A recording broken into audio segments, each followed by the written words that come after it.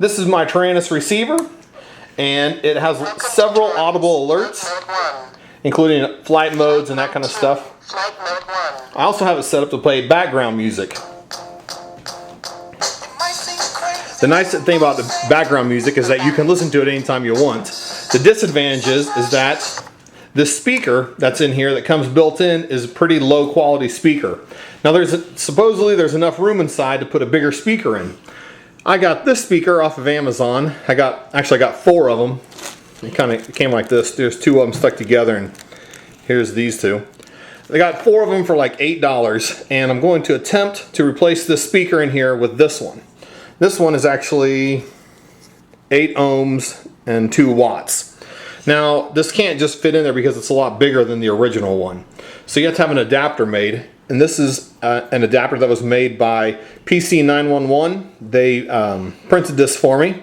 And what this does is when you find the old speaker, this goes in around the old speaker, and the new speaker sits on top of there like this, and it makes it for a nice fit, and you hot glue this in to hold it in place, and this speaker should sound a lot better than the existing one.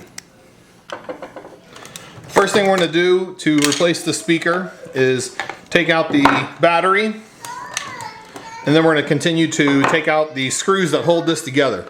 2 up here, 2 out here, 2 back here, and I think that should be all of them. We'll see. Oh wait, look under here. Yeah, that should be all of them.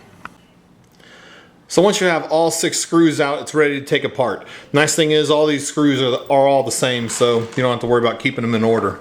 When you take this apart, you want to make sure that these switches up here, these 2, they come with the front of the case. And that's just so that when you open it up, there we go, kind of get in it, there we go. They're attached to the front of the case anyway here. And so you just want to pull them up here. They might be stuck inside the little grooves on the back side over here where back here where they can be, but we don't want them back there. We want them up here in the front, so that way we can pull it apart and open it up just like this. So here's the speaker that's in there right now, and you can see it just has the 2 wires to go back and plug in there. And here's the new speaker, and you can see it's significantly bigger. So hopefully this works. I'm going to go ahead, and what I'm going to do now is I'm going to gently pry this speaker out and disconnect this cable, and then we'll move on to the next step.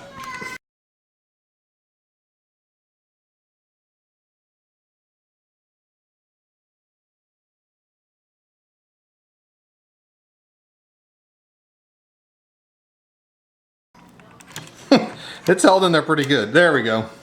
Alright, so I got it out. Yeah, it's held on with a couple dabs of some kind of glue in there. So this is what it looks like in here now. It's kind of far away, but here's the 3D printed part, and it's going to slip in here like that, right over top of the old hole, and then this new speaker will slip right inside there like that. So the next thing to do is to unsolder these 2 wires off of this speaker and solder them on to this one. So the soldering was pretty easy, just a little dab of solder on both of those connections, and it should be marked with a plus sign for the positive and a negative side for the negative, but it's still unbelievable how much bigger the speaker is than the original.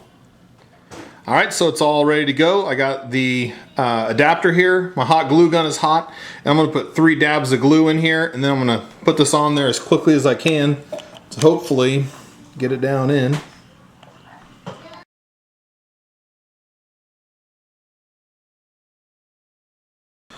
Alright, glue's in. Put that down on there. Let it rest and dry a little bit. Get the extra stuff out. There we go. Yeah, that's already drying up pretty well.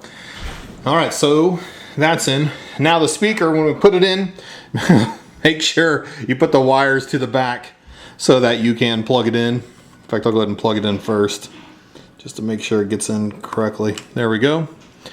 I'm just going to set this speaker down in here. And there are some solid places on the speaker where, I'll show you. There's some solid places like here, on here, that's where we want to place the hot glue to hold it down. You can probably put it over here, but I just don't want to risk getting any inside the speaker itself. So let's go ahead and get this glued down. We got it pretty straight. A little glue there.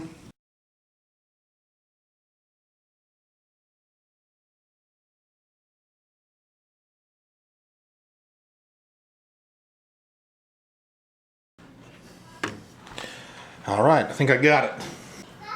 All right, so it's all back in. Now with these switches, you want to make sure that the brown wire is to the back of the to the back of the transmitter. They need to be up in this case. So go ahead and close this up and put her back together. And a little tip is you might have to loosen these, the little top nut on here a little bit so that this will push all the way back together. All right, so here it is, put back together, and hopefully it works. Welcome to Taranis, flight mode 1. Oh my goodness, the thing is so loud. Let's see. Flight mode 2, flight mode 3, flight mode 2, flight mode 1. My goodness, no battery. It is so loud compared to what it was before. And it doesn't have that squeechy or squelchy high pitch sound to it. No battery.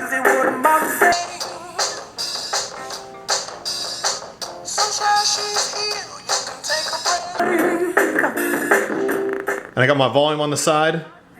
Flight mode 2. Flight mode 2. Flight mode 3. Flight mode 3. 0 dB. 0 dB. If you have a Taranis, you, in my opinion, would be crazy not to replace the speaker. This whole thing took about, 30, 35, 40 minutes, somewhere in there. The longest part of the whole thing is waiting for these to come in when you order them. Anyway, if you have any questions about this, leave them in the comments and I'll try to help as best I can. And the other funny thing real quick is that when this thing plays now, I can feel the vibrations in my hand through the transmitter. It's pretty cool. Thanks for watching.